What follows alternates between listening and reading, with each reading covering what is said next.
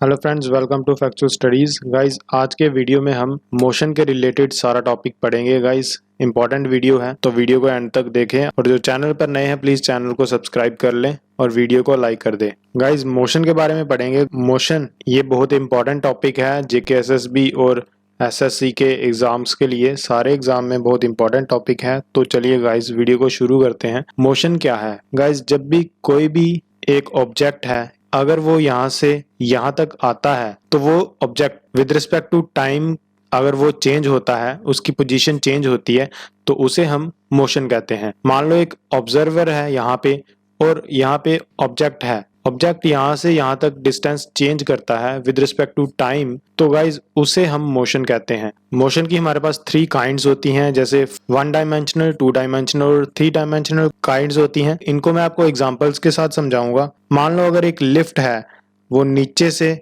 ऊपर 6th floor तक जाती है और इसी के साथ ये एक एप्पल ट्री है, ये एप्पल ट्री और एप्पल एक नीचे गिरता है ग्राउंड पे। तो ये दोनों एग्जांपल्स हैं हमारी 1 डायमेंशनल मोशन की। और इसी के साथ जब एक मान लो ये शिप है, ये पूरा सेल करता है ऑन दी प्लेन, प्लेन के ऊपर सेल करता है ये। यहाँ कोई हमारे पास बॉल है, बॉल अगर मूव करती है एक जगह से दूसरी जगह पर जाती है प्लेन के ऊपर, तो उसे हम 2 डायमेंशनल मोशन कहते हैं। तो गाइज, इसी के साथ अगर मैं आपको 3 डायमेंशनल की एग्जांपल दूं, तो 3 डायमेंशनल में होता है वर्ड होता है हमारा, जो मान लो एग्जांपल प्लेन की, प्लेन जो उड़ता है, जो भी ऑब्जेक्ट स्पेस में चलता है, वो एग्जांपल है हमारी 3 डायमेंशनल मोशन की। तो गाइज, मोशन समझने से पहले, पूरा टॉपिक कवर करने से पहले मैं आपको कुछ डेफिनेशंस पढ़ाऊंगा जो आपको बेसिक क्लियर करेंगी मोशन को कवर करने के लिए। इसमें डिस्टेंस, डिस्प्लेसमेंट, एक्सेलरेशन, स्पीड, ये कुछ डेफिनेशंस हैं जो मैं आपको कवर करवाऊंगा यहाँ पे। तो सबसे पहले है हमारी डिस्टेंस की डेफिनेशन। डिस्टेंस क्या होता है? गाइज, मान लो एक कोई भी एक बॉडी है, ये एक बॉडी है और वो यहाँ से यहाँ तक एक डिस्टेंस कवर करती है। तो जो भी इसने ये डिस्टेंस कवर किया, वो उसकी एक्चुअल लेंथ है जो उसने कवर की है। जो एक बॉडी एक्चुअल लेंथ कवर करती है, मान लो यहाँ से यहाँ तक इसने 5 किलोमीटर तक डिस्टेंस कवर किया, तो इसे कहते हैं हम डिस्टेंस। यहाँ से एक पॉइंट से दूसरे पॉइंट तक जो भी फासला इसने कवर किया है, उसे हम डिस्टेंस कहते हैं। और डिस्टेंस एक स्केलर क्वांटिटी है और इसे हम मीटर्स में मेजर करते हैं। ऐसा यूनिट है इसका मीटर। ऐसा ही यूनिट होता है international standard. International standard unit जो है इसका मीटर है। अब स्केलर क्या होता है? स्केलर होता है, जैसे हमारे पास 2 क्वांटिटीज होती है, एक स्केलर क्वांटिटी होती है, एक वेक्टर क्वांटिटी होती है। स्केलर क्वांटिटी होती है जिसको हम सिर्फ मैग्नीट्यूड से मेजर करते हैं, मतलब जिसका सिर्फ मैग्नीट्यूड होता है और इसकी कोई डायरेक्शन नहीं होती। और वेक्टर क्वांटिटी होती है जिसकी डायरेक्शन भी होती है और मैग्नीट्यूड भी होता है। तो इस तरीके से आपको याद रखना है। स्केलर क्वांटिटी कौन सी होती है? जिसका सिर्फ मैग्नीट्यूड होता है।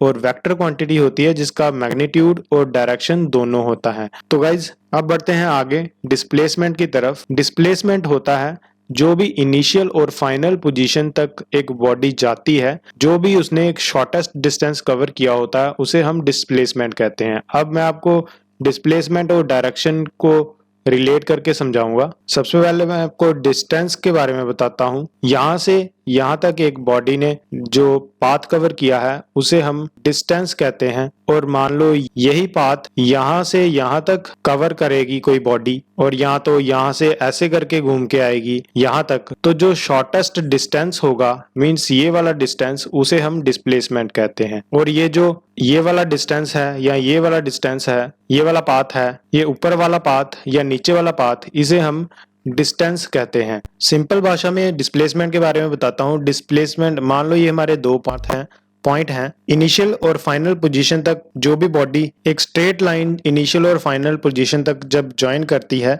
तो उसे हम डिस्प्लेसमेंट कहते हैं। और वो जो पाथ है, वो एक्चुअल पाथ पे डिपेंड नहीं करता। मान लो इस पॉइंट से इस पॉइंट तक पहुंचने का जो रास्ता है वो ये है, नीचे वाला। डिस्प्लेसमेंट इस पे डिपेंड नहीं करेगी। डिस्प्लेसमेंट जो शॉर्टेस्ट पाथ होता है इन दोनों पॉइंट्स को ज्वाइन करने वाला, इस पे डिपेंड करती है। तो मतलब इसे हम डिस्प्लेसमेंट कहते हैं। जो एक्चुअल पाथ होता है उसे हम डिस्प्लेसमेंट नहीं कहते। इसीलिए जो शॉर्टेस्ट पाथ होता है 2 पॉइंट्स के बीच में, उसे हम डिस्प्लेसमेंट कहते हैं। एक और एग्जांपल से आपको बताता हूं। मान लो ये हमारे पास दो पॉइंट्स हैं ए और बी। बी से ए तक जाने का पाथ ये है और ये है इसका शॉर्टेस्ट पाथ ए और बी के बीच में। तो ये जो शॉर्टेस्ट पाथ है, हाइपोटेन्यूज जो बन रही है, इसे हम डिस्प्लेसमेंट कहते हैं। अब इसकी अगर हम डिस्प्लेसमेंट निकालना चाहें तो मान लो ये O है, यहाँ पे A टू O 2 मीटर तक है और B टू 3 मीटर है। तो इसे अगर हम निकालना चाहें तो इसका फॉर्मूला होता है D equals to D square equals to 2 square plus 3 square. तो इसे हम सॉल्व कर लेंगे। D equals to under root of 2 square plus 3 square, D equal to under root 4 plus 9 और D equal to under root 13। ये हमारा हुआ displacement.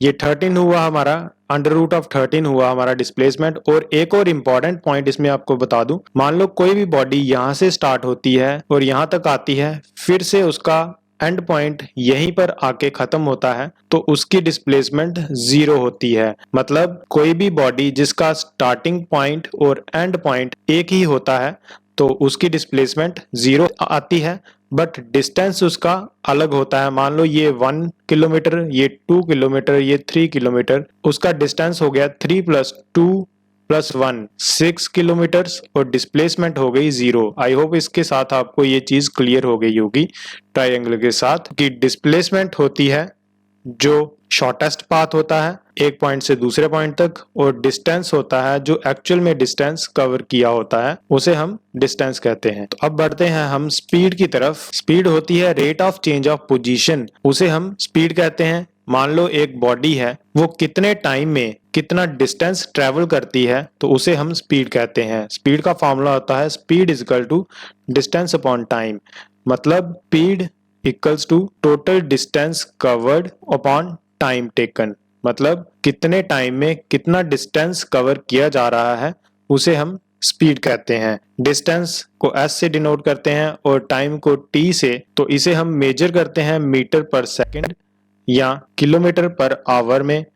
तो इसका आ जाता है s upon T metre per second. तो अगर इसकी कोई मैं आपको वैल्यू बता दूं, तो मान लो हमारी स्पीड अगर हमने निकालनी हो, डिस्टेंस है 10 किलोमीटर और टाइम है 2 आवर, तो इसकी स्पीड हो गई, इसको अगर हम कैंसिल कर दें 10 से 2 को, s equal to 5 kilometre per hour, ये हमारा स्पीड आ जाएगी। आई होप आपको ये समझ आई होगी। अब अगर बात करें वेलोसिटी की, वेलोसिटी होती है rate of change of displacement या position of a particle with respect to time is called velocity. Velocity एक वेक्टर क्वांटिटी है, मींस इसका डिस्टेंस और डिस्प्लेसमेंट होता है। एक पर्टिकुलर डायरेक्शन में जब बॉडी मूव करती है तो पर यूनिट टाइम में जो उसकी पोजीशन चेंज होती है उसे हम वेलोसिटी कहते हैं। और वेलोसिटी दो टाइप की होती है, यूनिफॉर्म वेलोसिटी और वेरिएबल वेलोसिटी। तो वेलोसिटी को हम लिख सकते हैं vector quantity equals to ds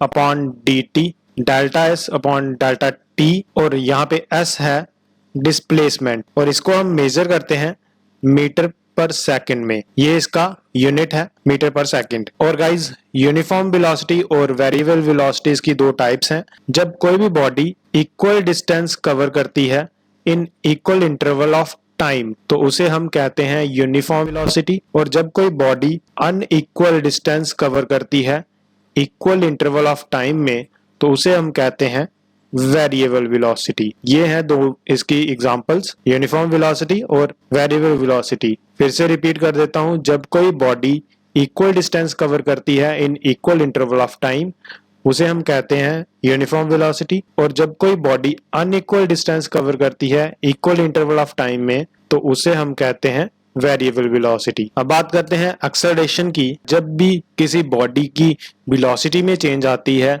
means उसकी डायरेक्शन और स्पीड में चेंज आती है, तो उसे हम एक्सेलरेशन कहते हैं। एक्सेलरेशन का ऑपोजिट डिसलेरेशन भी होता है, डिसलेरेशन होता है। तो गाइज मान लो एक बॉडी मूव कर रही है, वो स्ट्रेट लाइन में मूव कर रही है, वो एक कांस्टेंट एक्सेलरेशन में होगी। अगर उसकी एक्सेलरेशन में चेंज करना हो तो यहाँ तो उसकी स्पीड चेंज होगी और यहाँ तो उसकी डायरेक्शन चेंज होगी, तो उसकी एक्सेलरेशन में चेंजिंग आ जाएगी। और यहाँ तो दोनों स्पीड एंड डायरेक्शन दोनों चेंज हो तो उसकी एक्सेलरेशन में चेंज हो जाएगी, तभी हम कहते हैं the change in velocity is called acceleration. Means velocity जब चेंज होती है पर यूनिट टाइम तो उसे हम एक्सेलरेशन कहते हैं। और गाइज एक्सेलरेशन का फॉर्मूला है delta V upon delta T, और टी है T is the time taken to change the velocity, मतलब कितने टाइम में वेलोसिटी चेंज हो रही है उसे हम एक्सेलरेशन कहते हैं। Change in velocity per unit time is called acceleration. और इसको भी हम आगे एक्सपैंड करते हैं V F minus V I upon delta T, मतलब वी एफ होता है फाइनल वेलोसिटी और वी आई होता है इनिशियल वेलोसिटी। तो फॉर एग्जांपल अगर हम इसे कैलकुलेट करना चाहें एक्सेलरेशन को, तो हमारे पास यूनिफॉर्म स्पीड है 12 मीटर पर सेकंड और टाइम है हमारे पास 3 सेकंड का। तो अगर हम इसे कैलकुलेट करना चाहें एक्सेलरेशन को, a इक्वल्स टू 12 मीटर हमारे पास फाइनल टाइम है 12 और माइनस 0, मतलब इनिशियल टाइम हमारे पास 0 है अपॉन 3, तो इसका आ जाएगा 12 upon 3 equals to 4। Acceleration is equal to 4 metre per second square. Metre per second square acceleration का यूनिट है, इसे हम मीटर पर सेकंड स्क्वायर में कैलकुलेट करते हैं। और गाइज अब इसकी दो टाइप्स होती हैं, यूनिफॉर्म एक्सेलरेशन एंड ये वेरिएबल एक्सेलरेशन वेलोसिटी की तरह। ये एक वेक्टर क्वांटिटी है, इसे हम मीटर पर सेकंड स्क्वायर में मेजर करते हैं। और यूनिफॉर्म एक्सेलरेशन होती है velocity of a body increase y equal amount in equal interval of time, मतलब इक्वल इंटरवल ऑफ टाइम में जब किसी बॉडी की वेलोसिटी इंक्रीज करती है तो उसे हम यूनिफॉर्म एक्सेलरेशन कहते हैं। और इसी तरह अगर हम वेरिएबल एक्सेलरेशन की बात करें तो गाइस वेरिएबल एक्सेलरेशन होता है किसी बॉडी की जो वेलोसिटी है वो अनइक्वल इंटरवल में अनइक्वल अमाउंट से इंक्रीज करती है इन इक्वल इंटरवल ऑफ टाइम में, तो उसे हम वेरिएबल एक्सेलरेशन कहते हैं। फिर से रिपीट कर देता हूं दोनों को। यूनिफॉर्म एक्सेलरेशन होती है increase in velocity in equal interval of time, और वेरिएबल होती है increase in velocity in unequal interval of time में। आई होप ये दोनों आपको क्लियर हो गए होंगे। तो गाइज अब है एक्सेलरेशन ड्यू टू ग्रेविटी। सबसे पहले हमें जानना है ग्रेविटी क्या होता है। हमारी जो अर्थ है उसमें एक मैग्नेटिक फोर्स है जो किसी भी ऑब्जेक्ट को अपनी तरफ अट्रैक्ट करती है। तो इस जो अट्रैक्शन जो होती है किसी भी ऑब्जेक्ट की, उस फोर्स को हम ग्रेविटेशनल फोर्स कहते हैं। तो अगर हम कोई भी ऑब्जेक्ट ऊपर से फेंकें अर्थ की तरफ, अर्थ की सरफेस की तरफ, अगर वो फ्रीली मूव करता है, फ्रीली नीचे फॉल करता है, मतलब बिना किसी और इंटरफेरेंस के, तो उसे हम एक्सेलरेशन ड्यू टू ग्रेविटी कहते हैं। और ये acceleration due to gravity depend करती है उसके ऑब्जेक्ट के वेट पे भी। ये जो अर्थ की ग्रेविटेशनल फोर्स होती है ये डिफर करती है वेरियस लोकेशंस पे। मान लो ये हमारे पास अर्थ है, यहाँ पे हमारे पोल्स हैं और ये हमारा इक्वेटर है, ये इक्वेटर है अर्थ का। तो जो ग्रेविटेशनल फोर्स होती है वो पोल्स पे ग्रेटर होती है और इक्वेटर्स पे लेस होती है। मींस इसका इफेक्ट पोल्स पे ज्यादा होता है, ग्रेविटेशनल फोर्स पोल्स पे ज्यादा होती है, और जो अर्थ का इक्वेटर होता है इस पे ग्रेविटेशनल फोर्स कम होती है। ये एक इंपॉर्टेंट पॉइंट है जो आपको एग्जाम पॉइंट ऑफ व्यू से याद रखना है कि कहाँ पे फोर्स ग्रेविटेशनल फोर्स ज्यादा होती है और कहाँ पे कम होती है। पोल्स पे ग्रेविटेशनल फोर्स ज्यादा होती है और इक्वेटर पे ग्रेविटेशनल फोर्स कम होती है। ये एक इंपॉर्टेंट पॉइंट आपको याद रखना है। तो गाइज नेक्स्ट वीडियो में हम करेंगे types of motions and motion को फिर से पूरी डिटेल में करेंगे, उसकी और टाइप्स को करेंगे। आई होप आपको वीडियो अच्छा लगा होगा। डिटेल्ड वीडियो फिर से बनाऊंगा आगे बाकी टॉपिक्स की। तो गाइज जो चैनल पर नए हैं प्लीज चैनल को सब्सक्राइब कर लें। मिलते हैं अगली वीडियो में। Thanks for watching the video. Have a nice day.